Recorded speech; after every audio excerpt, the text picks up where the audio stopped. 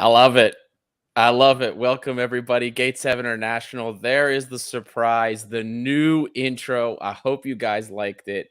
Got me fired up. Man, I got goosebumps every time I hear it. We've been waiting, been very excited to share that with you. Costa, are you as juiced as I am? Seriously, I get goosebumps, man, every time I hear it. I think I've listened to it, watched it probably more than anyone. But yeah, Oh, man, yeah. very proud, and yeah, told you guys that there was a little surprise if for everybody that tuned in live for the show. Of course, if you didn't, you're listening, you can go back and watch it again if you want. You can do that now, even if you like. But yeah, man, I want to give a massive shout out to our friend Gus Drax, who wrote that for us. Can't say like thank you is not enough. Really, thank you is not enough. We definitely dreamed of this moment. I can say Yeah. it's definitely it's exactly what I had in mind. Like when I was thinking about like new intro music. So, Gus Drax, thank you so much for making that for us, man. We just leveled up for me with your help. Very, very grateful, man. Again, as I said, thank you is not enough. Absolutely. And we'll share it on socials too. So if you missed the intro, of course, you can always tune back and listen, but we'll share it on socials so everybody can listen to the new intro that maybe missed out on it. And if you're like me, I've been listening to that nonstop. It gets me going in the morning. It gets me juiced. But anyway, thank you again, Gus Drax. It's incredible. You have incredible skill. You could be like one of those Dragon Force you could be the Dragon Force guitarist as far as I'm concerned, man. Incredible skill.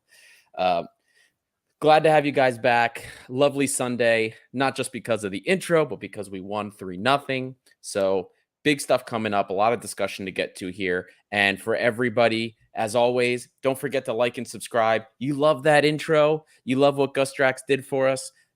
That juiced you. You want to talk red, white. Help us continue to grow the red and white community so new people can join in the conversation, new people can engage with all of us, and more people can listen to that amazing guitar shredding solo. Hit that button, help the engagements, help us continue to grow this community. And as always, before we get started with the actual content, a couple words from our sponsors.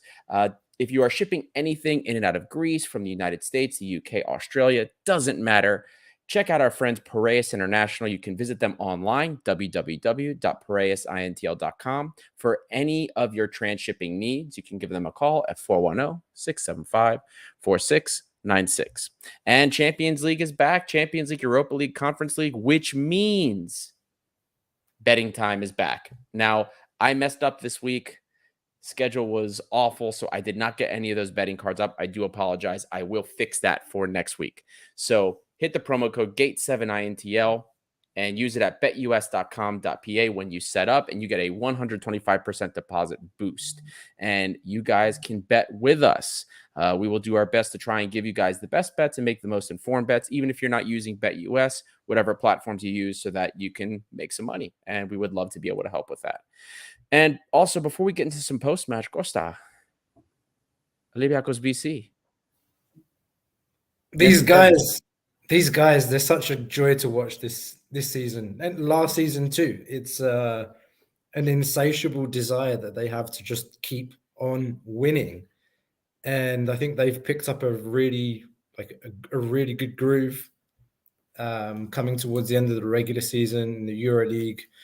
And they've done it today. You know, they beat Panathinaikos yesterday, thrashed Panathinaikos in the semi-final, and won it comfortably today. I was talking with my father earlier, and he was saying, "Oh, you know, what if they cock it up?" And it's like, well, I mean, they've really got to suicide it to lose against Peristeri. No disrespect, but it's the only way they could lose tonight is, you know, by their own hand. I'm sorry, and in the end, it's what with a 30-point difference again. So these guys just keep doing us proud, and they're I'm not going to lie, they're creating a lot of expectation this season. Everybody expects to get to the final four. Some even more so to go ahead and just win the whole damn thing.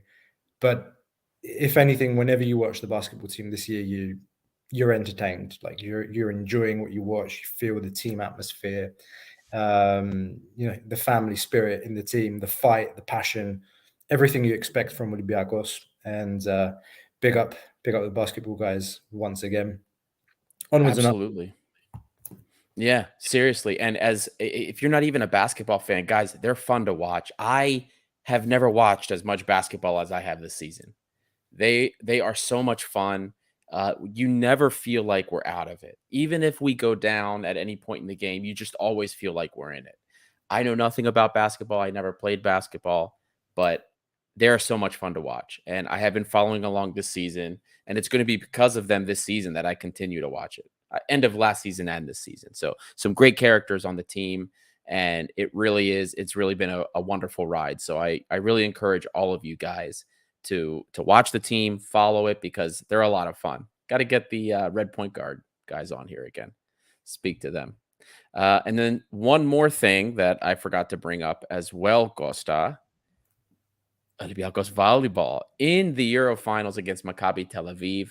They won the semis after a little bit of drama that occurred, some tear gas. The videos from Salvador Hidalgo were very interesting, but they ended up winning, and now they're in the Euro finals against Maccabi Tel Aviv. So exciting stuff for all of Olympiakos' sports. Yeah, man, and I lost count how many victories that is against Panathinaikos in the last week. Was it 2 in volleyball and 1 basketball? And we have Panathinaikos next Saturday as well. So you're just hoping that all of this is building up a nice storyline to next Saturday, where hopefully we can get our first win in a big game, in a derby. Been saying it for so long. Hopefully, will they do me the favor? And here's another announcement. I will be in Athens next Saturday for the game. Inshallah, got my ticket. I'm leaving on Friday. I'll be at the Karaiskaki on Saturday. Anyone who's watching now, if you're watching later, I will put out a message on our Instagram, on our socials. I'll probably be somewhere outside the where you can pick up your membership cards, Karta Filathlu. I'll hang out there for half an hour, 45 minutes. If people want to come over, say hello. Be nice to see as many of you as possible. And hopefully the team rewards me for making the crazy trip over, just a one-day trip to hopefully get a bit of sun and get a taste of the Karaiskaki, because it will be my first time this season. I haven't been yet, so hopefully I get a nice reward from the team on Saturday. I hope so, man. I hope it's a good time. I hope you do enjoy yourself. I hope it's a fantastic occasion. And guys, yeah, go out. He's going to be there. Just like when Lambro and I were out there with Marcial, it was a pleasure to see so many of you. So if you guys are going to be at the game, go say hi to Costa, have a chat. It's always fun to hang out and see everybody, put faces to the listeners that we have on the show every week. We love it, and we love seeing you guys. You are the reason that we continue to keep this going. Well, without further ado, Costa, let's chat some football. Let's do it. Let's chat Lamia. It was a little interesting to get started. We have a tendency to start very slow. We put the pressing intensity chart up earlier this week that showed that this season, especially like in the first 15 minutes, our press is like the worst. I don't want to say the worst. It's the lowest that it has been, at least in the last 5 years. So we start these games very slowly. It's visible against the big teams, visible against the small teams. We tend to cop a lot of these early goals because of it.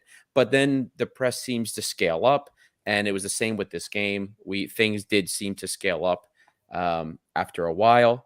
We never really weren't in the driver's seat for most of the game. There were a couple of scary chances, but in the end, we had plenty of opportunities. It was a shame we didn't capitalize on them earlier, but we ended up with a 3-0 win. Costa, how'd you see the game? I think on the one hand, I want to say more of the same, but looking at the scoreline, someone would be like, why aren't you happy with the 3-0 victory? I think it was just, the job that had to be done today against Lamia. It was a tricky encounter going into it because they're bottom of the table. They just changed manager. Leonidas Vokolos has come in. He did a good job at Galicia last season in particular. And it was just one of those games where a lot of people were talking about, okay, there's a potential banana peel going into this game against Lamia. And, in the end, we won it comfortably. But like you said, the first 10 minutes of the game, they hit the bar. Every time they recuperated the ball in their own half, they broke very fast in transition and they just cut through us. I thought Huang and Samaseku had a hard time finding their positioning. In fact, Mitchell was screaming at Samaseku the first 20 minutes of the game, telling him to stick between the centre backs, offer them the first pass so that he can get the team ticking. And it was a bit uneasy the first 20 minutes. And generally, I mean, thank goodness Samaseku scores that wonder goal outside the box, which kind of came out of nowhere. Ramon being very combative and aggressive on the left-hand side, chasing down a seemingly lost ball, and then the ball goes out to Samaseku. He's open and he takes a lovely shot. He curls it into the bottom corner of the net, and it's 1-0 going into half time. And that takes the edge off, a little bit of the anxiety and the stress from the players, and they go into the second half with a bit more, let's say, confidence with that 1-0 cushion. And then it was a nice pass from Sergi Canos through to Bakambu.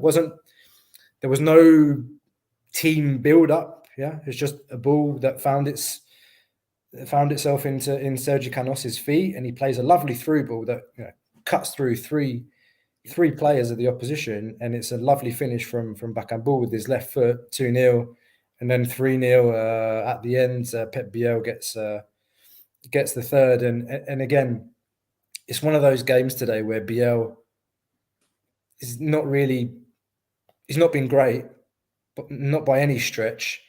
And his positioning for the third goal, it shows that he's a player that needs to play close to the 18-yard box, more in the center with one touch. He likes to play one touch. He likes to play fast, and he has this tendency when he gets the ball on the right-hand side to carry it a bit too long or get caught in two minds. And again, even without James Rodriguez today, he's not chosen to play in that position behind the striker. So I'm happy for him that he got a goal, but I'm kind of resigned to the fact that we're never going to see him actually play in his proper position this year. But yeah, those are the main points for me looking back at the game today. I definitely hear you regarding BL, because if we didn't see him play in his natural position today, when are we ever going to see it? And you already brought it up, the context that I keep telling everybody about with Pep BL, when we did the deep dive, when we did the scouting report about where he was most effective, you saw the situation, and it was really the only situation he had like that. But he got on the ball very well. By the way, a vintage play, vintage El Arabi, we have to say too, pulling the ball back, cutting it, playing it quickly in, like that was El Arabi. Like how many times did he do that? We saw that in Greece. Ammonia, remember when he did that against Ammonia too? Like vintage El Arabi, you love to see it. And he finished it really cool. He collected it and placed it perfect into the corner. So the unfortunate exactly. And the unfortunate thing is, like, you have so many Greeks, and I understand that, okay, yeah, you expect these players to be able to adjust and play in different positions, but we said, like, we keep saying that the lesson you learn from Copenhagen is that they had the same problem with him on the wing. They switched, they put him in the mid, they played him either behind the striker as a false nine. Amazing returns. And then we go ahead and we're playing him on the side. And now, because he had that goal, people are going to expect that to be replicated. And it's not going to. You're not going to see that get replicated with consistency if he keeps playing out on the wing. It's one of the more frustrating things about Pep BL and his usage so far, at the very least this season. So, and I'm happy that we got the win, the big win against Panathinaikos, and 3-0, I would consider a big win, in normal scenarios. Maybe with context with respect to Lamia, being how they've been, maybe some people will expect more goals. But 3-0 for me is an emphatic win. We have two of them going into Panathinaikos. The important thing is we have to carry some of that into the derbies. We have to be able to replicate this. We have to be able to replicate what we're doing in these major derbies. So I'm not convinced we're going to see that much. I think it's going to be a very scary game, very ugly, a very ugly game against Panathinaikos as well. So we'll see what we see. But I mean, it's more individuality. You already brought that up. And that's what we're going to be relying on against Panathinaikos is do we have individuals that can pull out some individuality against them, make something happen for us? Because as you guys saw today, there doesn't seem to be, at least that I can see with consistency, a concerted game plan. Just people seeming to do and move where they can, where they want. And that's really about it. I mean, fortunately today we had some pretty good performances. First and foremost, I would like to bring up Ramon, a player that I wasn't expecting any dividends from this season.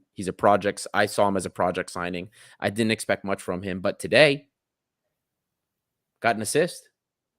And he had some impact as far as I was concerned, running at defenders, very aggressive. I knew that was one of the traits that would be valuable coming into Greece, not afraid to get into a tussle with people. And then the question for me is, we've seen Ramon playing now more here and there. Is this just a break for Oleg? Or do you think we'll see him play against Panathinaikos? What was your opinion on him, and what do you think about the potential for him playing against Panathinaikos? I think it's still very early to, give an honest or fair reflection on Ramon. I think it raises a lot of questions for me about, for example, why didn't Doran Leidner get time? Because if you read and you listen to what Greek press have been saying about Ramon before we signed him, even after the first game, when we started to get some minutes on the pitch, they said he's tactically not up to speed. He needs to improve on his defense a little bit. Going forward looks interesting. Exactly the same things that they were saying about Doran Leidner. So I'm obviously happy that we kind of have this predicament now, that there's some competition at left back. But it just really raises the question more broadly for me about, why did nobody else? Why didn't Leidner get a chance? I mean, we were trying with Marcelo. Now Marcelo's gone. So, I mean, to focus on Ramon specifically, I think if you look at the first goal, we were saying it to each other in the chat. If it was Oleg in that position, the ball would have gone back with a pass. He wouldn't have chased forward and tried to drive us further towards the 18-yard box. He would have turned and played a safe pass, and we would have started again. But he lost the ball after trying to be positive, and then he kept fighting, and it was like a ricochet that ended up going back to Samaseku that led to the goal. But that was because he chased it. He chased the ball down. So I like that he's combative. I like that he's got a lot of energy. To be fair, when Oleg joined for the first time, it was kind of similar, like in his energy levels, bombing up and down. I think Ramon's slightly faster. Seems like it. He seems slightly faster. There was some, like, at the beginning of the game, he got the ball on the left-hand side and he was under no pressure, and he played a one-touch pass and the ball went up in the air like that. Told you, not the most technical guy. Yeah. No, I was just like, oh my God, what was that touch? But I think that was the only moment in the game, where he's done something like that. So, props and shout out to him. He's had an impact, I think, definitely today in breaking the deadlock. yeah, it raises a lot of questions, and I don't know what's going to happen long term with Leidner coming back, with Kitsos coming back, with Ramon there, with Reabchuk still under contract. It'd be an interesting summer, not only at left back, but not only. Yeah. And I will say this, like the big differences between Ramon and Leidner. I mean, they both get forward. You brought that up. They both bomb forward. They have no problem overlapping. But Dorian Leidner, for me, is a much more technically gifted player. Now, Ramon is way more physical. He's way more physical of a player. So perhaps that could be the proposition there. But Ramon defensively was exposed a couple of times today, or at least beaten. I mean, we'll see what happens going forward. I think it's a little bit of an embarrassment of riches. We have three really young left backs that are all coming back. Well, Ramon is here at least, but Kitsos and Doran Leidner both coming back over the summer. We have three young guys that hopefully, moving forward, we can build something off of. Looking towards the Panathinaikos game next week, I think that, I don't know, I always worry about how we run some of these younger guys into some of these very high stress situations. I'm happy that he got a lot of time against these games, but I'm not going to be surprised at all if we see Oleg come back and Next start week. against Panathinaikos. I think that would probably be the more conservative approach, and I wouldn't be surprised if that's what we do. The one thing that would suck is, we're just not going to have any of those overlapping runs forward. That would be the sucky thing. But I'm going to be honest with you. If I were the coach in a big derby game like this, I probably wouldn't be playing Ramon next week. It's a bigger question because you saw today Doi didn't start. No. He came on, but I have a feeling that he will end up going with Doi and Reabchuk next Saturday. Yeah. Not that Ba had a bad game. I actually didn't think he played bad. I thought he had a pretty good game. I was waiting for him to do something like, I was like, where are the cards going to come from? He didn't even get a card today. Yeah, no, he didn't have one of those moments. Yeah, plural moments during the game. Yep. But yeah, if we're already thinking ahead to next Saturday and what he might do, I mean, definitely you'll be seeing Jan and Villa coming back into the team. I can't see Samaseku starting. No. What did you think of him today? I mean, besides the goal, which was an absolute beauty. So I'm not warm, I'm not cold. I'm kind of like, I don't think there's good chemistry with Juan. I don't think he can play in a two-man midfield. I think he needs to play in a three-man midfield, but that means no James, which is not an option. No, it's not. And you see what he is, right? There's almost no offensive, like, aside from, of course, the wonder goal that he scored, like that notwithstanding, there's not much that he offers offensively for us. The guy's he's a traditional six. I mean, he's a great ball winner. He won a lot of balls for us in the midfield. A couple of great interceptions, got involved into a lot of defensive situations, duels, we'll call them, and won more than a few that I saw. So that's what he does. But outside of winning the ball back and playing it to Inbom Huang, which is what he did a lot of the time, or playing it closely out wide, he doesn't offer that same distribution that like a Jan and Villa has. And this is for the people that were getting on Jan and Villa's case, we put that data up, and some of the first things some people said was, oh, look, he doesn't offer anything else. But look at his build-up stats. Like, this guy is effortlessly pinging the ball around at great distances. His average long pass, aka any pass that was longer than 5 meters, 40 meters, or sorry, 10 meters. 40 meters is his average long pass. And he has the highest accuracy in the league. Almost 70%. It was 70%, Costa. This guy is pinging 40-meter balls with 70% accuracy. Day in, day out. He's been doing it since he got here at Olympiacos. That's something that Samaseku cannot do. That's something Guilherme could do. But Guilherme, as we've learned, we don't find a player like that very often. of that mold that can do all of that. And the other issue with Samaseko was, I mean, his heat map, at least the heat map on SofaScore, I'll check it when it populates on Scout, is everywhere. I expect a defensive or a holding midfielder like that to be maybe a little bit closer to the midfield line or a little bit more central because he's the one that's supposed to be complementing, letting Huang run. He was everywhere, like all over the place. And I'm not sure if that was supposed to happen, but that could be part of the reason we saw a lot of those spaces. So maybe it's a tactical issue with Samaseko. I don't know. I mean, defensively, like I said, he can win balls. He's actually not so bad at anticipating passes, which is pretty good, but kind of staying in shape sometimes appears to be not something that he really likes to do. But anyway, that's how I saw Samaseko, at least.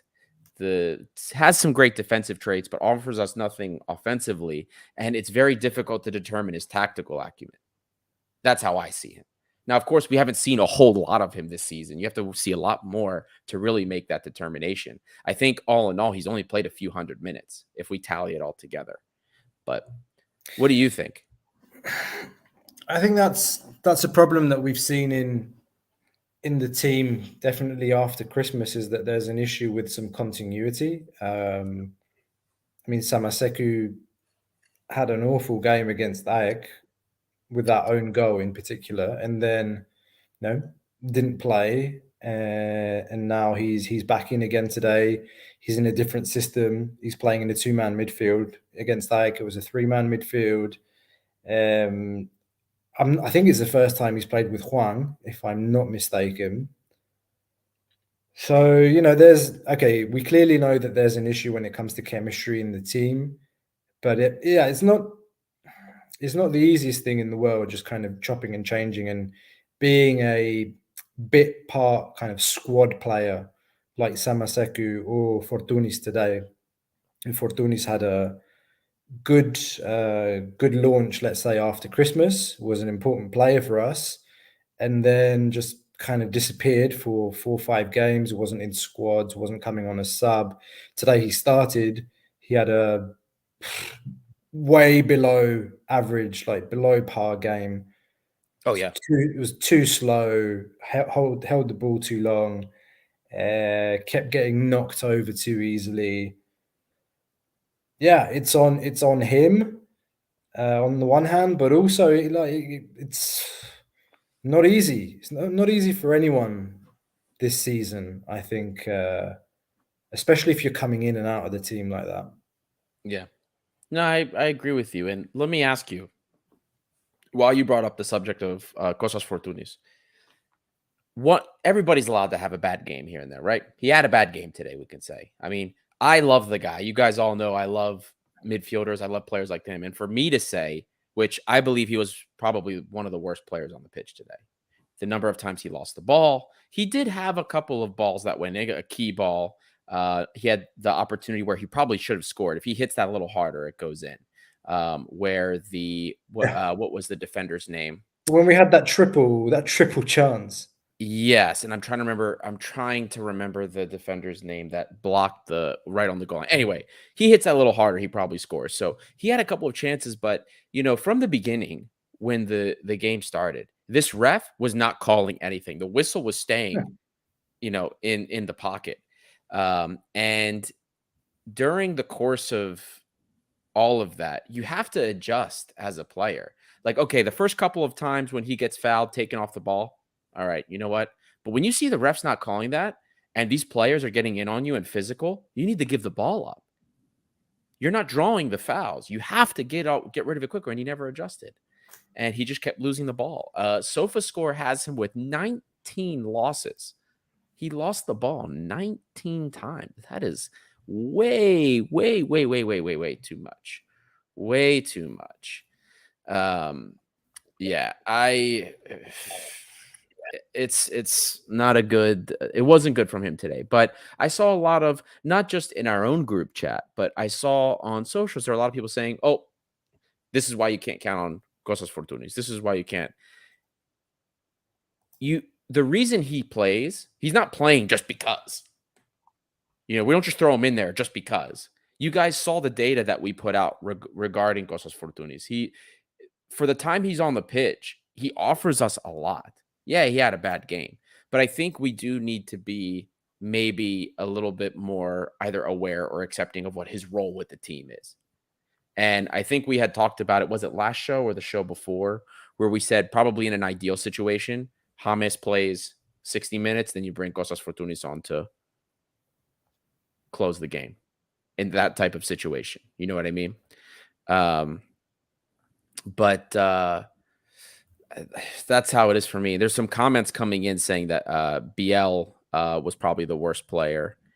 Yeah, there's a couple people that have said Pep Biel was the worst player.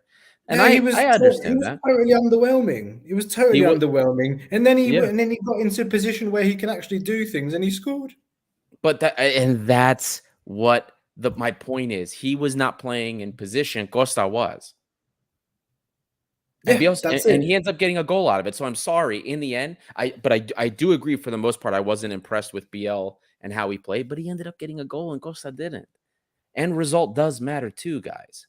So that would be the only reason. Otherwise, if BL hadn't scored, I would agree 100%. I would have been right there with you guys and said, no, BL was equally for me as bad as Costa. But Costa ended up with no end product today.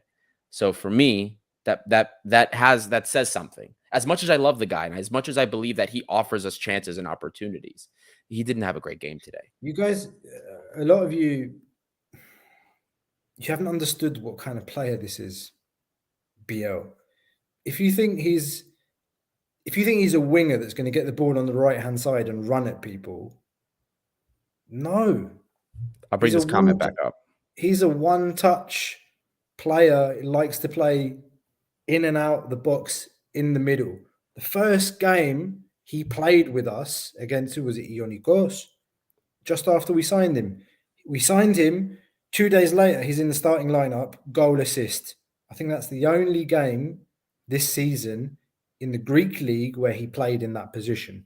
He played in that position in the game against Freiburg away, where we actually played well. Yeah. But Laki, nash po kati.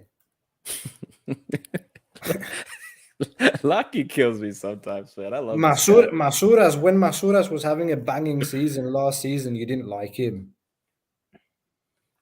What? That's it, though. What expectation do you have of these players? Do we expect Masouras to be Kevin Miralas? No. Okay, you're saying he's a one-touch player. Do we need another one? It's not the same. They're not the same player, if that's what you're insinuating. But I can't judge a player when everything that we know and all the research that we've done, all the people that we talk to. Sorry, can you bring up that comment from Jonas again? Yep. Yeah. Okay. So there you go. Jonas is a resident in Denmark, in Copenhagen. Says, when you speak with FC Copenhagen fans here in Denmark, first of all, they don't understand why BL is played out of position. And then they say, yes, that's the failure we did. It's exactly it. It's literally the reason why at the beginning of the season, I wrote an article saying Pep Biel next Zinkernagel ? All right, we've got James Rodriguez in the team. He has to play because he's the best player in the league with the ball at his feet. He has to play. There's only one position he can play, is Biel's position as well. Biel has played on the wing before. That's what's happening. That's what's happening. He's being sacrificed. I don't know if James Rodriguez is going to stay next season. I'm not going to stand here and say, oh, we should build the team around Pep Biel next season. Because I've said this before. It's not about building a team around the player. It's about building a team. As simple as that sounds. That's what Martins did in the second season when Costas Fortunis got injured. He built a team. There was no one player in that team, Martins' second season. There was no one player. Every game, it was someone different who was the star. That's why I'm not going to sit around and say, build a team around James, build a team around Biel. No, build a team around Kostas Fortounis. Yeah. So I know it's we all know it's one of those seasons. Can something change? Can a victory in a derby on Saturday make things click into place all of a sudden? I don't think so. But confidence is a very powerful thing. If we win next Saturday, I don't know. Like, it's weird, man. It's like every episode we come back and things happen in the league this season that we don't expect. Yeah, Pauk dropping points against Asteras the other week. There's always a surprise result, and you look at the standings and you just look at it and you think, if we win on Saturday, we're still in with a shout, and we're still like as bad as we are this season. We're still in with a shout if we win on the weekend. You're not wrong, man. You're not wrong at all. There's another comment from here. Outlaw Jorge. I think you're being hard on Costa. He looked dangerous. Yes, he made mistakes, but he had impact. That's the player he is. Defense had to worry about him. Look, man, I don't disagree with you. I don't think Costa on this show has a bigger defender of him than me. I don't know how long you've been following us for, but I love the kid. I've been a huge fan of his.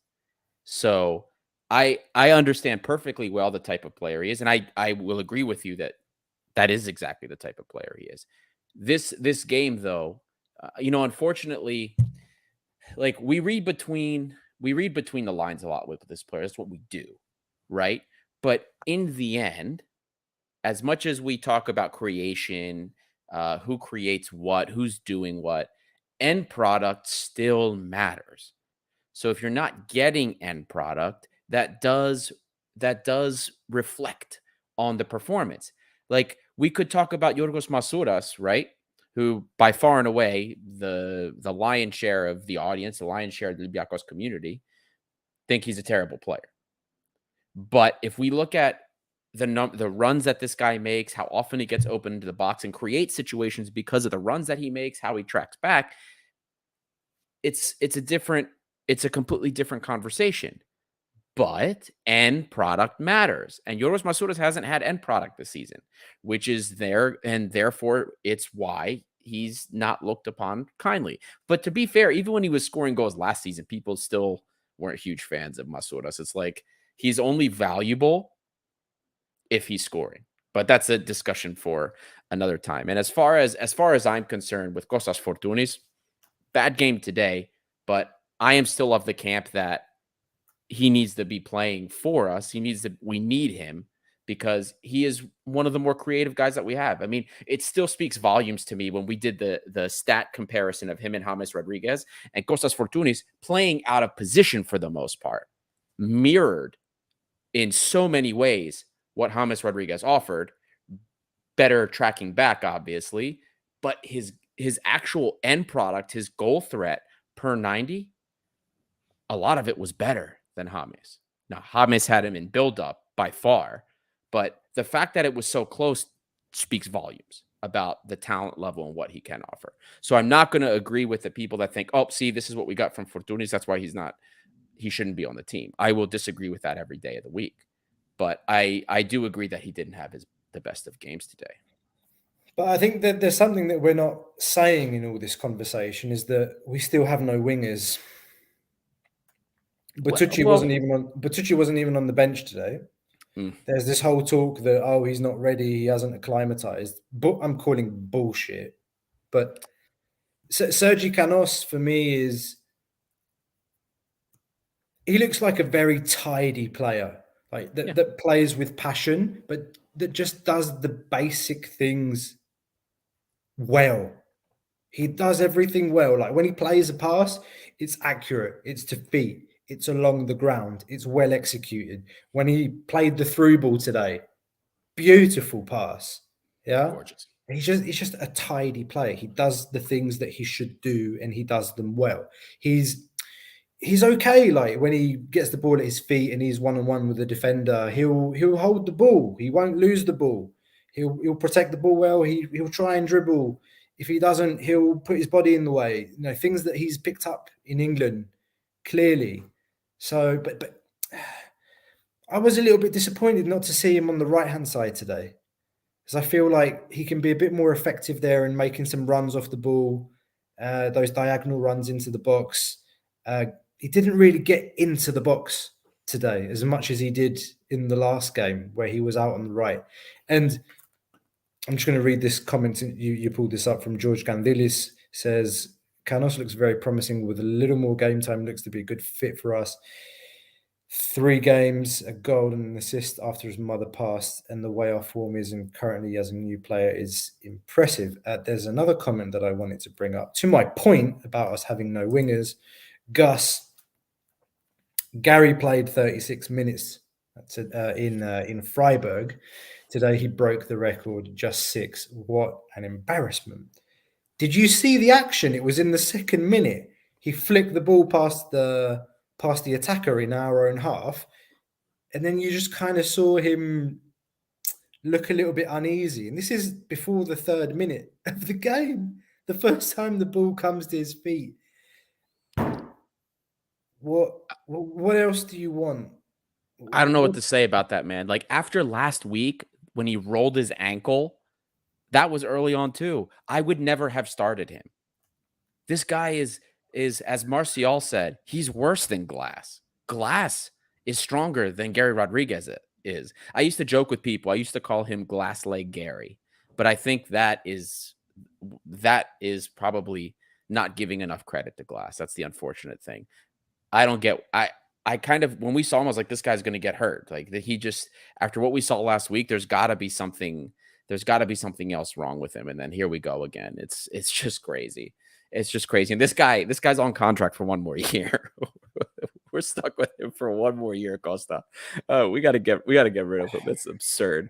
The only thing that we had, prior to the winter transfer window, the only thing resembling a winger that we had, and this guy can't stay healthy or give consistent performances as well. This is ridiculous. But that's it. And then that forces players like Pep Biel to go and start on the wing, because Masouras is off this season. You've got Canos, and then you've got Rodriguez, we mentioned. You've got Biel. You've got Fortunis playing on the wing sometimes. Is Bertucci going to play? I don't know. There's a funny comment. Ahura Mazda saying Bertucci's giving me some Dattolo vibes. How the hell you remembered him, man? He was on loan from Napoli for 6 months, wasn't he? Was it Jesus Dattolo? I can't remember what his first name was. But, yeah. This is an interesting question from Jonas. When Zinc comes back, can you see a team with Zinc at right wing, James in the middle, and Biel somewhere in the middle where he plays in position more? Why not? I mean, Zinc, if he does come back, I've always said I think he goes and plays out wide on the right. I don't think we have a better player, but then do we keep Canos? And then you have Zinc and Canos on the wings. They're both quite similar. I want to say Zinc is more prolific in front of goal. He gets more goals. I think Zinc has a little bit better. I don't want to say he's more technical, but he has a little bit more flair. That's what I'm looking for. He's got a little bit more of that versus Canos is. I mean, the more I watch him play, I think the more that David Fuster comparison is that, because David Fuster didn't have flair either. He could do all the simple things. Yeah. He could do all the simple things very well. He rarely lost the ball. He was a fighter, and he gave everything on the pitch all the time. And that's what we're seeing from Canos. This guy, I don't know if you guys are paying attention. He runs nonstop. He fights for everything. He can play 1 touch, 2 touch. I mean, he's about, as far as I'm concerned, like if you had 11 of him on the pitch, you'd be happy because they'll play the ball together. They'll hustle. Yeah, sure, you won't have the flair guy, but he's the type of player coaches love to have. So it's fantastic. Another interesting comment from Outlaw George says, personally, I prefer Fortunis over Biel. Biel's a moments player. I don't know if that's what we need most at the moment. So Canos, James, Fortunis for me, says Outlaw Jorge. I know what I want. I want players on the wings that can stretch the field.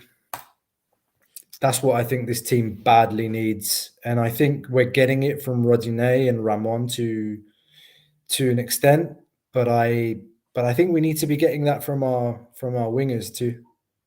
And Biel has that tendency to play inside.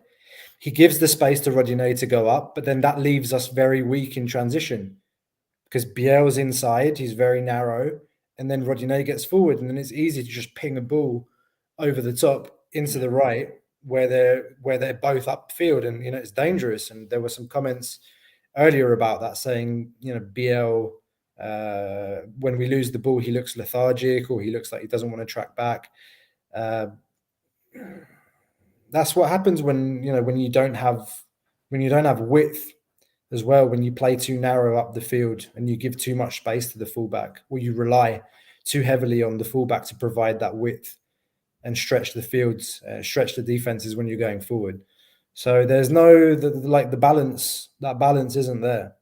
I want to say that the balance looked good last week when Canos was on the right with Rodinei, and I would like to see that against Panathinaikos next week. I'd like to see Canos play on the right with Rodinei.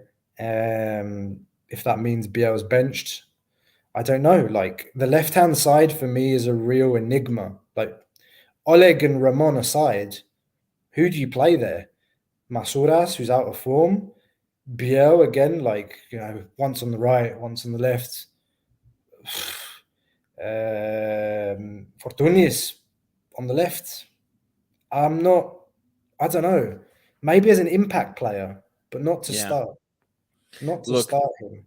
If we're going back to Jorge's comment, if the proposition is we know we're playing either Biel or Fortunis out of position and the choice is between one of the two, for me, I'm taking Costa. He has, well, I'll just say this. In general, on the wing, I'll take Costa. Just the way the data has been so far this year. He offers more. That's just the truth, unfortunately. So that's when I'm taking Costa, because knowing what we know about the context at the very least. Yeah, but the comment from Lakis Gavalas, the best option is unfortunately Vrusai. At least he can run. Can he though? Here's the thing. Vrusai hasn't looked the same since his injury. Even when we've seen him on the wing, he hasn't really looked fantastic. I mean, not that that's saying much, because nobody's really looked fantastic on the wing for us. Besides, it hasn't helped him. It hasn't helped him that he's been, he's gone through this whole experiment of, you're playing on the right at right back, or no, now you're playing left back. Oh, now I want to play you on the wing. Exactly. It's not. It really isn't helpful for a player. And at the beginning of the season, maybe I would have agreed with Lakis, to say that Vrusai is a good option to stretch the field. Like, he's a winger. That's his position. Like, left wing, left attacking. That's where he played for the youth team. That's where Martins introduced him. That's where he played his best games before he got injured. Yep. But I don't know. It's a confidence thing for him as well. Huh? Even Sergi Canos said in an interview, was it with Sky Sports, I think, because he played right wing back last season. Yeah. I know this wasn't a public. No, this is something a journalist told us in England, because it's not public. It wasn't in an interview. It was said off the record. So Canos played right wing back for Brentford pretty much all last season. Yep. Before that, he was playing left wing, right wing. Right wing is his position. He told a journalist in the UK that it will take him some time to get back to the level that he was when he's playing in a forward position. He's been so used to playing in that right wing back position. It's a different mold. There are different Yeah, demands, different instructions, different expectations in a system where you're basically playing the wing by yourself than when you're playing as an attacking player up the field. correct. Completely different. So is I think that kind of applies to Mario as well. Yeah, yeah, you're not. Well, let me ask you though, Costa, like, because we are talking about players, like who can play this, who can play this, who's good, who isn't good, and we put a lot of this on the players. But how much of it is on the system or lack thereof, right? Uh, in the end, could that just be the defining issue here? These players that people call palto or think that aren't good enough for Olympiacos, how much of it this season could be to the fact that the system there is no real system. We talked about over the last two games the 4-2-2-2 we were seeing.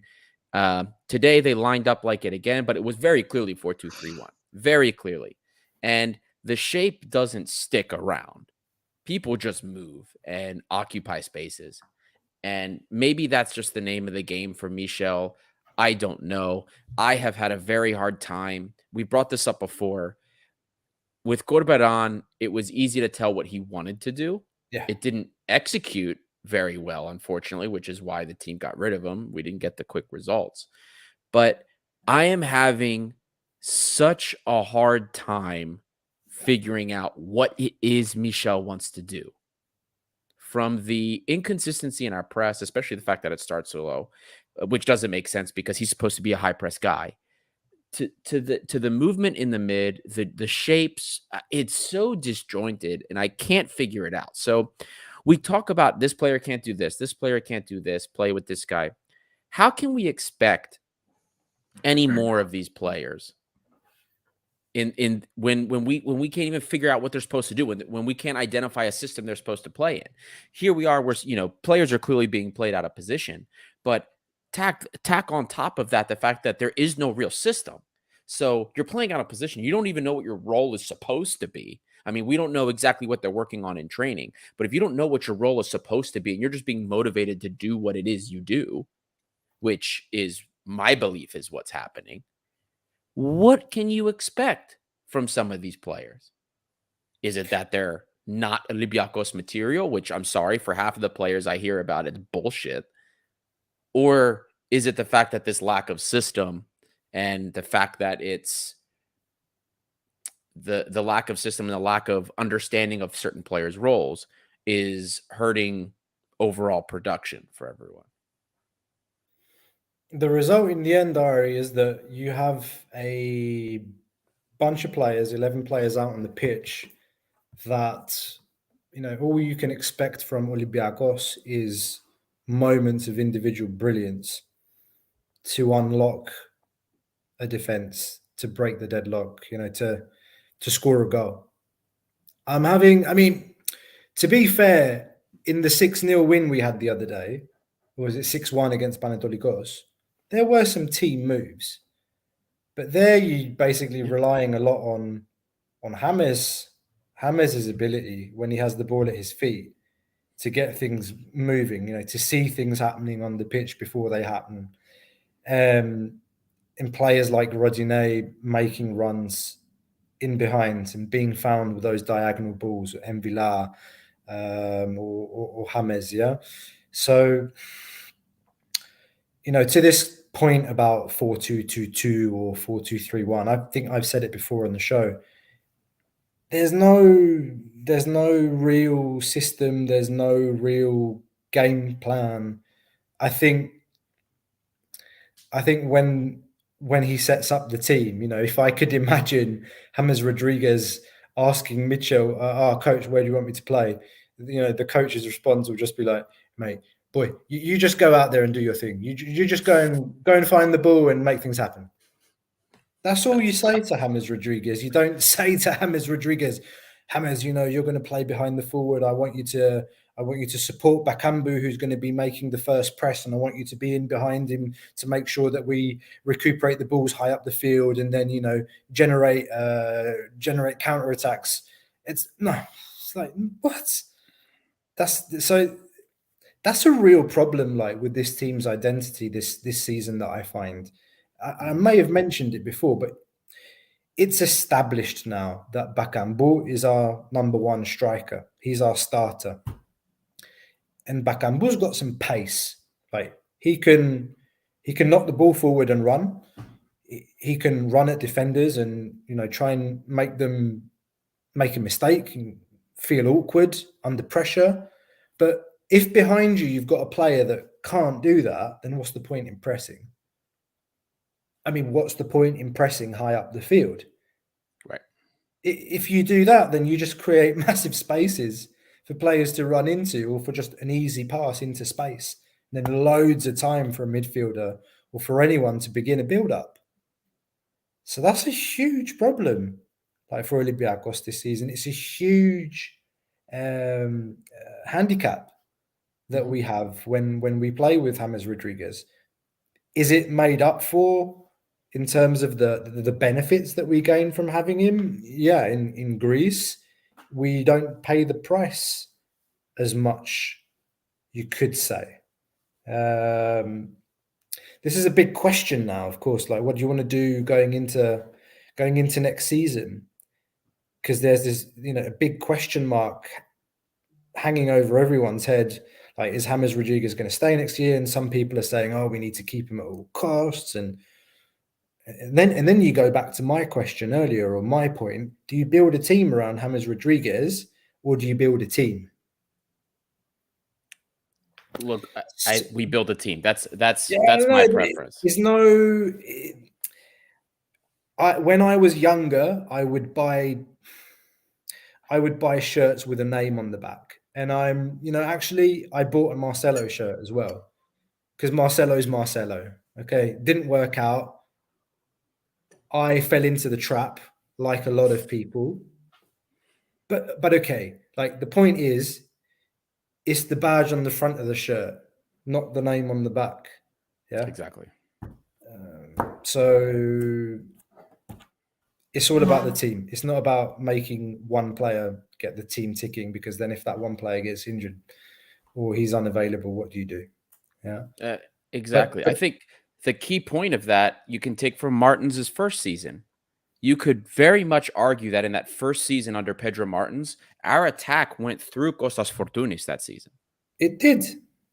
And when he had bad games, especially in Europe, boy, did we struggle. It was hard. That season was really, not that other seasons didn't tell us that before, but that season for me was the real indicator that no, you can no longer build a team around one player. You have to build a team, like you said before. So you saw that in the second season, isn't it? When he got injured. And the team was fantastic. Yeah. That's the truth. Yeah, and that's why I agree with that. We did get a check-in here from our good friend Gus Drax, the legendary guitarist. Bach Ike final score. The league is on fire. Yeah, it's an exciting season at least. Look, our quality dips and things get interesting. Not what can you say, Costa? We have a couple of other comments here. Outlaw Jorge, a good system beats great players without a system, but a great team doesn't rely on system or great players, but both of them. One day system will work, next day and the players have to step up. That's true, but Jorge, I will ask you, how many times have we relied on the system versus the players this season? If you can think of one game where we relied on the system, I'm waiting. Then from Lucky's here, sorry, you look at Ike and Bach, their players individually are 2 scales below ours, but the system instructor make them look much better. I agree with that 100%. I can add to that too. I didn't watch the game today, but a lot of my friends did. It's the passion. Yep. It's the want. It's the just diving into challenges, fouling players. They want it. And they show it from the first minute they get out onto the pitch. And again, goes back to Ari's point earlier about our pressing intensity, the first 10 minutes of the game. How every single week we go out and play against the PAOK and Lamia today, we concede opportunities. Sometimes we get punished and sometimes we get let off like we did today. Could you imagine the first, was it 5 minutes of the game today? Tsandaris hits the bar from a shot outside the box. He's got nobody pressing him. Yeah. Paschalakis was rooted. The ball was going in the top corner. Would it be 1-0? And then 2 minutes later, they put a cross from the right-hand side. One of their midfielders gets a free header inside our own penalty box. That was, I think, the only time. That was the Cornozos. What's his name? Or no, sorry, not Cornozos. Romanich. Romanich is the one that got that. Yeah. But by and large, like I will say at least that the shot that you're referring to that hit the post, like those opportunities in general are like very low XG. They're not actually often made that much. Now, Spokadi, as a midfielder, that was my shot. That was my shot. Malinovsky here. That was my no. It wasn't not even power. It's just somebody cuts the ball back to you there, outside a little bit outside the box, and all you've got to do, if the ball's rolling along the ground coming towards you, you just need to put some spin on it, and it's going to go over the keeper and dip into the net. And I used to love that shot, and call that low XG, but the amount of times I've hit it, ain't a low XG shot. That's a high percentage shot for me anyway. So winding back the clock now. No, but I understand the point that you're making, and it's something I agree with entirely. I definitely get the point that you're making there. Gosa, we're coming up on an hour here. Did you want to make our way over to man of the match coaches grade, or did you have more you want to say on any other players? I mean, I can't. I do have one. I'm worried about the defense going into next week. Generally, I don't know. Like I said, I am going to the Panathinaikos game on Saturday. For those of you that might be at the stadium, I'd love to meet you guys. Look out on our Instagram channels, on our socials. I will let you know when I'm there. If you're joining for the first time, we're Gate 7 International, your number one English source for all things Olympiacos, bringing together Olympiacos fans from all over the world, diaspora Greeks and non-Greeks, many of whom have already been very much engaged in today's conversation. Yeah, guys, hit the like button if you haven't done so already. I see about 30 people in here. If one of you haven't hit the like button, don't forget to do that. It really helps to spread the love and find more Olympiacos fans. Subscribe if you haven't done so already. Match day vlog for the Panathinaikos game will be coming, so I'm taking my phone with me. I'll be taking some footage and I'll be recording and live commentary as well from the stadium. I'll be doing live commentary, so you got that to look forward to if you fancy it. What else? Do we want to talk about Bar? Like, I mean, we brought him up briefly before. I didn't think he had a bad game. He did. I thought he was fine. No real moments, that we expect from him. But I think, like we said, in the end, I think Doi will play. Me too. Next week against Panathinaikos. I think the big question marks that Mitchell has to going into the Panathinaikos game is left. Like on the left, what do you do? What do you do? What do you do on the left?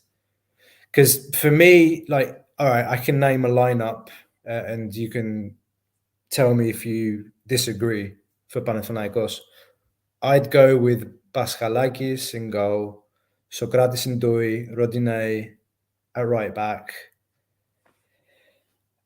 Mvila Huang midfield, James 10, Canos on the right, and Bakambu up front. I have, for the life of me, I don't know what to do on the left hand side. I want, like, if it's purely based on form, then I think Ramon edges it. Like he's been. I want to manage expectations because Palacios is a good player. Palacios is one of Panathinaikos' best players. And you've also got who's the guy that they just signed? Mancini. Like Yeah, and he's Mancini, been Mancini's had a good start at Panathinaikos. He plays a bit on the left, a bit on the right. They switch between them. I do see some defensive frailties in Ramon, but honestly, like looking at how Reabchuk's been, for what Ramon can give us going forward, some threat on the left hand side. I think if I had to choose, I'd go with Ramon. And I yeah, think most Olympiacos fans would agree with me. And then that just leaves left wing, which probably Biel, purely and simply because he scored against Panathinaikos as well, scored a yeah, lovely goal in Leoforos. He has come up. He has come up in some of these big games. Like he has scored goals in some of these games. So I would play him probably on the left, and I'd like to see a bit more the wingers change. yeah. Like we didn't see that today. We didn't see that at all. Like instruction from the coach, like switch wings. Like, okay, you go over on the other side, you switch. We didn't see that today. No. What do you think? Well, regarding this comment from Lakis Gavalas, Doi's a bad match for Ioannidis. I'm going to be honest with you. Like, if you guys watch against Volos, he sucked. And I wasn't impressed with him against Aris the week before. And then I watched the game against when they played Lamia. I don't rate Ioannidis personally. I don't think he's that great of a player. So, I mean, I guess I see what he's trying to say is that like that mold of striker Doi has problems with, but Ioannidis has been for me a non-factor. I'm not super impressed with him. I don't think he's the guy that we have to worry about. I'm more worried about the wingers. The situation on the left will, depending on where Mancini so far has played on like that right's what would be our left side. He's played there, but Bernard also plays there. And I'm not super convinced with Ramon defensively from what I saw today to believe that he's going to handle that. Not that Oleg has really been that much better in general this season, but the wingers on Panathinaikos are the parts that worry me more than their striking options, all things considered. So, again, if I were the coach, I probably wouldn't stick with anything crazy. I know everybody here is going to say Ramon. The only thing that would be my consideration for Ramon is that he is a physical guy, very aggressive, and in derbies like this, that's what you want. But I don't know. For me, I saw some exposure today on the defensive side of things that has me worried for a big derby at the very least. And he's a young guy, new guy. I don't know if I personally would be comfortable thrusting him into that. I probably would put Oleg there just for balance reasons. That's me personally. On the left side. And then playing on that left wing, man, that's tough, dude. It's tough, but at the same time, it's like, what options do we have? You know what I mean? I don't know. Yeah. I don't know.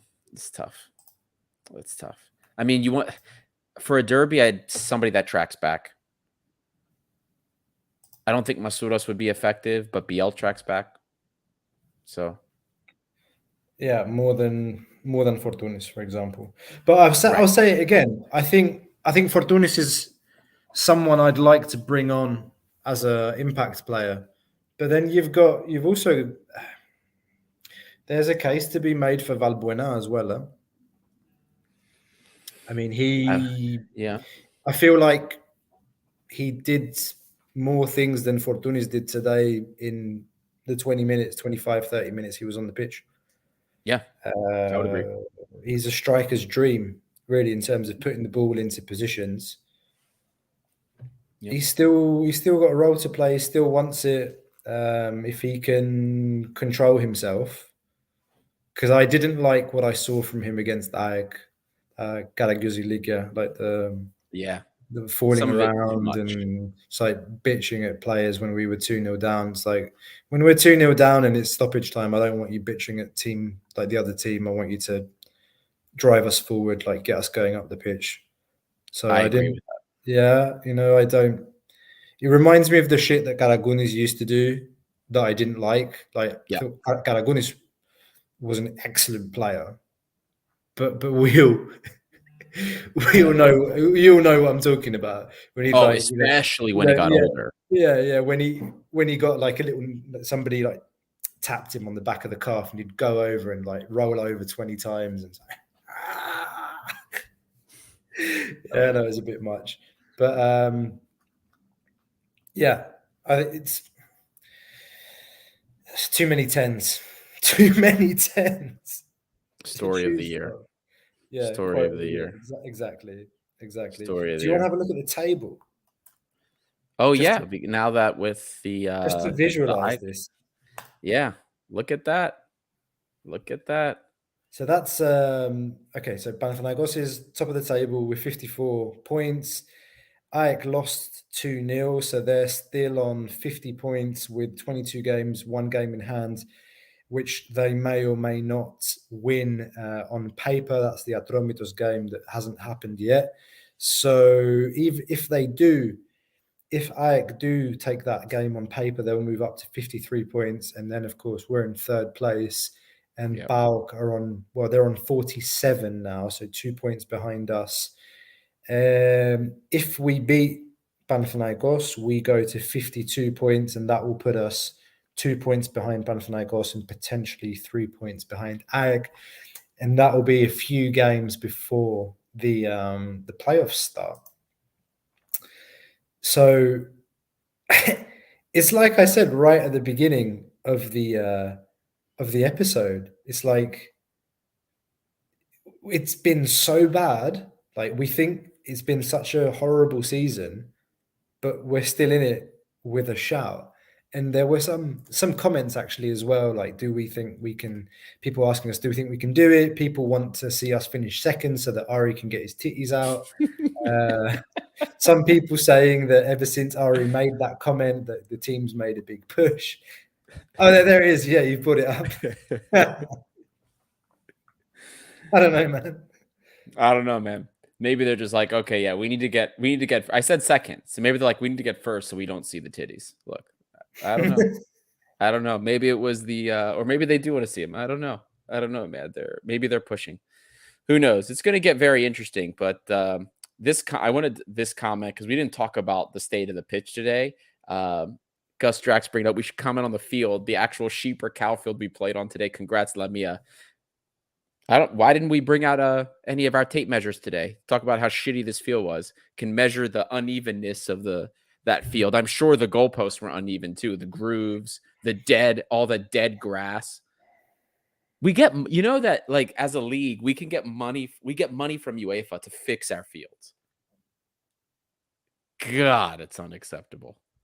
Anyway, I don't want to remark on that because Lord knows this league doesn't take the money that it can get from UEFA as it is. But like the fields That's a slippery slope. Don't start that conversation. Yeah, no.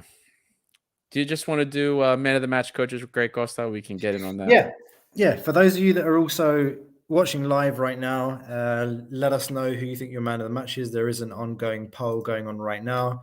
Tough one, to be honest. I mean, we've given options: Ramon, Huang, Rodinei, and other. If your vote was other, put it in the chat as well. If you're watching after the live, let us know who you think was man of the match today, what your coach's grade is. Like, subscribe if you haven't already.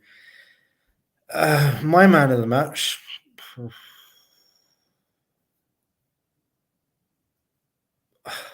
I'll probably give it to Ramon today. But like, Really? I don't know, honestly. Like, I don't know who to give it to. Honestly, like I I know really who I'm struggle. giving it to. I really struggle giving it to someone today. I thought like Huang had some moments during the game, but it's not enough for me. It's not enough for me like to give it to him. I really don't know. I'm struggling so bad today with man of the match. I have no idea. I mean, I guess I could see the Ramon pick, right? He did have a good game today. I don't think it was man of the match I worthy, don't but he think did have a game. I Open don't the think open the scoring gates. I don't think anyone played above a 7. So when I rate, I take 6.5 as a starting point. Up or down? Oh, No really? one. Yeah, yeah. Huh. 6.5 is my starting point. Well, that I know. I have a very I clear. For can't. me, it I was can't. very clear who man of the Honestly, match was. who stood out today? So Bakambu scored a nice goal. Bakambu scored a nice goal. Fluffed another one. Canos had a nice assist. Didn't really put a foot wrong today. Samaseku, wonderful goal. You could give it to him for that goal, but otherwise, like he didn't impress me.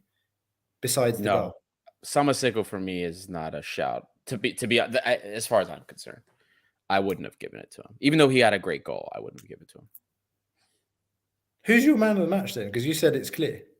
Really? I can't put. I mean, you brought it up, but you said he didn't really impress you. Huang and Bum for me is man of the match. Like One. that's Okay. yeah. He didn't score a Maybe goal, maybe but for it's me, because we both have really like very high expectations of him. It's like probably yeah. I think that's it. It's like he hit the bar. He put in a really nice ball. I think it led to a scoring opportunity. Yeah. Hey, the guy, like 100 touches again. Almost everything went through him Yeah. today. He was all over the place playing the ball. I counted 2 times he lost the ball today. 2 times. Personally, if I'm looking at SofaScore, 95% pass accuracy. He's involved in everything. I mean, he also did defensive duties too, not just Samaseku. We saw that here. I think Lambro's in the comments here, so I'm going to dog him a little bit. The guy that Lambro said can't defend, he defended very well today. Got involved, box to box all over the place. He didn't score a goal, but that's my man of the match. I mean, involved in everything. I can't think of many pieces of buildup that didn't have him involved in it. And that's hugely important for me. Like, I understand the shout. I could definitely understand the shout for Ramon. I'm very curious to see what the chat voted on for this, by the way. So I could see the case for Ramon. He opened the scoring. He did very well today, but I don't think the impact was man of the match. That's me personally. Um, I definitely don't think, even though Samaseko had a great goal, like he didn't have and he won some balls in the midfield, that he didn't have enough impact on the game that I believe he was deserving of that. You know what I mean? Sergio Canos, I also thought played very well today. He had that lovely assist. I could see him being a shout too, just because Yeah. of that. But again, the guy that for me was like involved in everything and who for me had a lot of influence on the game was Wong and Baum, and he didn't even score a goal or have an assist today. So I'm very curious to see what the chat voted on for this. So I can tell you, Yeah, tell me. right now, as it stands, Ramon is winning with 39%. Huang is in second place with 34%. 7% said Rodinei and 20% said other. It's tight, but it's very reflective of Yeah. what we've said. It's kind of hard to pick out someone in particular that really. I mean, like you said, Huang is not involved in any of the goals, but for what it's worth, like you said, he's got so many touches, passing accuracy is insane. Maybe I'm being hard on him, but I expect utter domination. Like I Because expect that's what he does. That's what he Yeah, does. But it's like here's the comment. I want more. Like I expect more from him in a game like this where he's playing Right. against a team that a team where we should have 60-70% of possession. Yeah. Which Which we I don't did. did we? Like I haven't looked at the possession stats to be honest. 70. Socrates injury isn't serious. I think he'll play on Saturday. Labra. But this comment from River R, Huang did not have to run for 3 today like he always has to do with Mvila and James on the pitch. Fair. So that could be why maybe, because he had a couple games where I think his quality that we've come to expect did dip a little bit. So I'm wondering if maybe that has something to do with it. Not to put shade on Jan and Villa or James. It's just the nature of how both of them play and the positions they occupy. I would challenge that comment in a sense that Fortunis doesn't really offer much defensively, and Samaseku was in no man's land for most of the first half. So, wasn't running for three. I saw enough moments today where we got cut open easily by Lamia in the first half in particular, because the positioning was all wrong. Well, so what do you prefer then? Do you prefer a player that is positionally astute, Jan and Villa, but can't run as much, or a player that's not tactically astute but can run all day? And what's more important for the derby is the question. Which There's risk? no way in hell that I'm, if I'm coach, I'm not playing Jan and Villa next Saturday. Especially because they're going to come out and they're going to press us like they did last time. That like every team has done in a derby. And he's the coolest we have in possession when it comes to that. Everybody plays the ball to him as an outlet when we start getting pressed high. So that answers the question for me. But this is the trade-off. What do you start with? Because I see people saying we have to start Samaseku. And it's that's the risk, man. So what do you prefer? Are you going to stick with the guy that's the veteran, that's more tactically astute, that can't run? Or do you stick with the guy that's going to run all day but leave you open all over the place? That's the trade-off. That's interesting proposition, to say the least.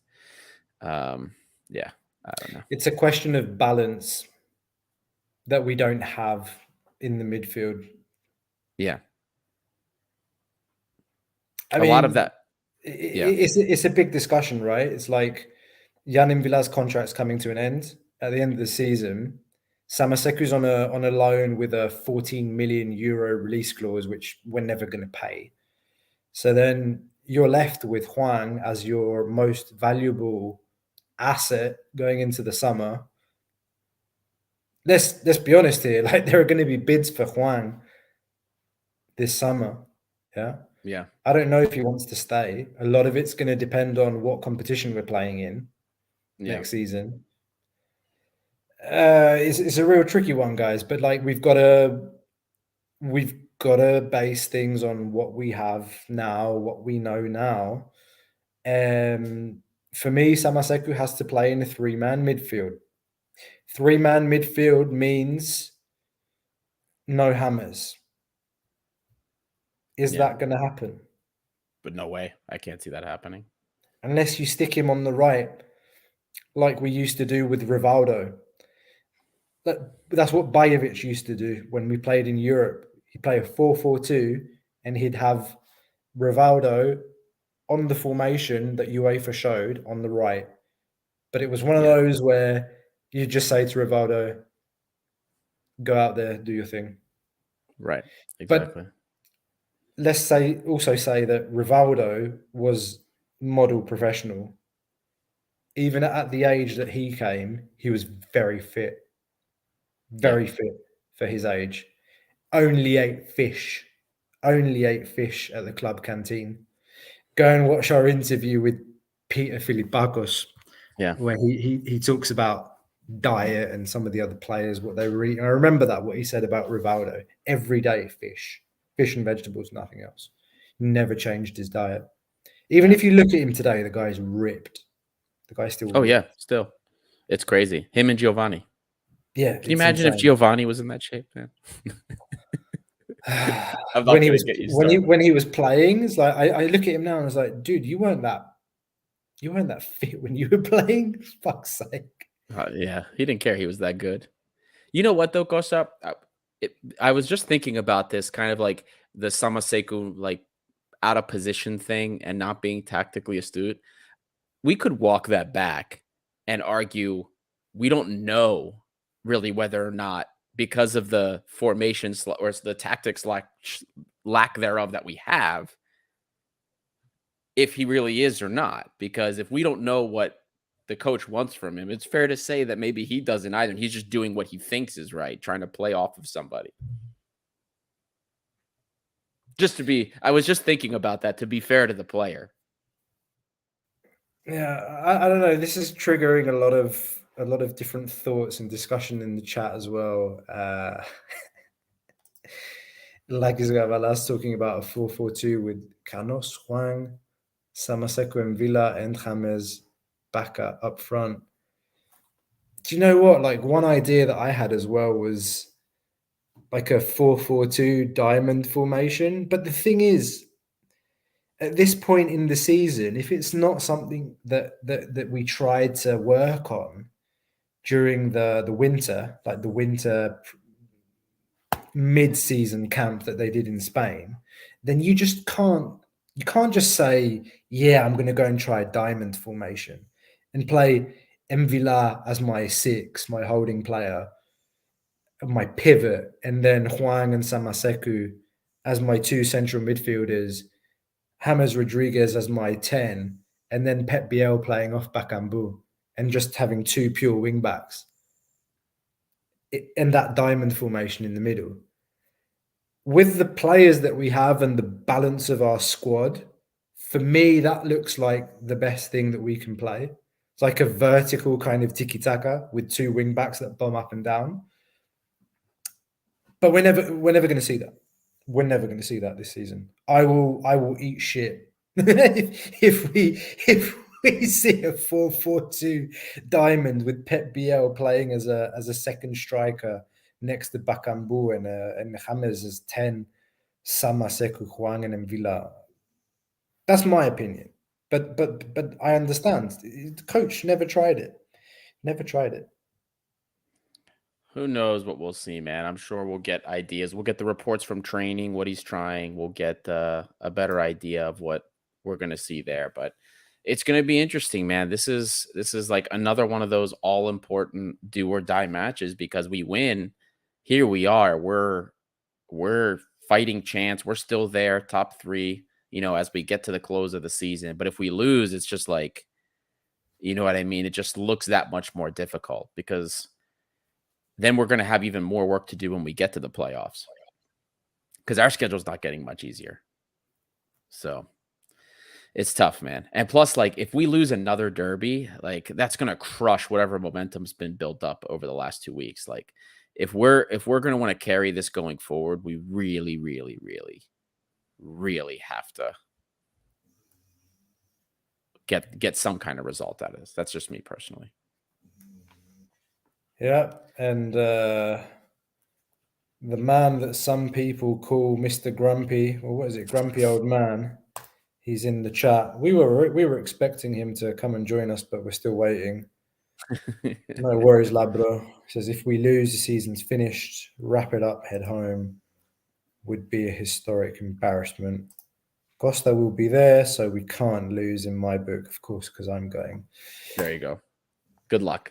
Anyone in the chat? Are any of you going to the game? Like, write in the chat now. If you're going to the game, I want to know. I want to know if you're going to the game. But yeah, man, it is a do or die game against Panathinaikos. It really is, and it's not the first time we say that this season. But what is it? I think we've got another game after this, and then we've got AEK in the cup and AEK in the league. Hagia Sophia.